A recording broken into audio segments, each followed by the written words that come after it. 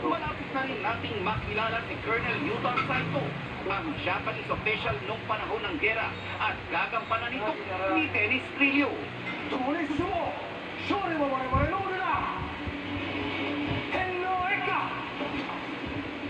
万歳 Para sa Kapuso Drama King, isa na raw ito sa pinakamahirap na role na kanyang ginampanan.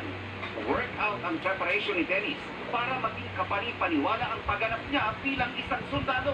Ang mga eksenang labis ng kanyang pinapakitang emosyon. この戦争で我々が手ららす勝つ Dagdagan pa ng pagsasalita ng Old Japanese language. 天皇一家のために Talagang sinubok daw ang kanyang kakayahan bilang artista. Challenging talaga. Naalala ko pa yung mga linya ko kahapon sa taping namin. Ganun yung talagang proseso ko talagang paulit-ulit. So hanggang ngayon talaga naalala ko pa rin siya.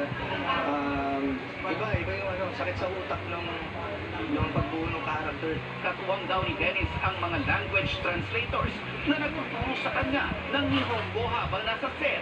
Malaking bagay daw ito para authentic ang kanyang pagganap. Yung pag-consult palagi dun sa aming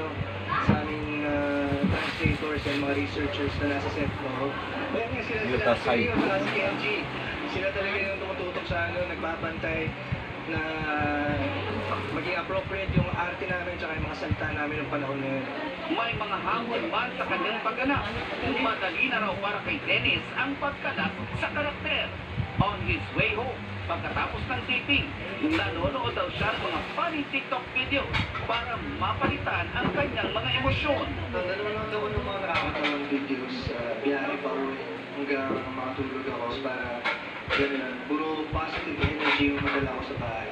Nangingibabaw din daw ang kanyang pasasalamat na nagagampanan niya ng maayos ang kanyang role. Pagkatapos ng taping, pagkatapos ng eksena, parang mabilis ko siyang i-switch off dahil parang ako nag-e-exam na natapos na, pass your papers na and pumasa ka with flying colors. Kaya doon pa lang, hindi ko na siya nadadala, kumbaga positive energy na yung nakukuha ko doon dahil kumbaga rewarding yung pakiramdam na nagampanan mo lahat ng mga task ko noong araw na yun. Nelson Canlas, updated sa Showbiz!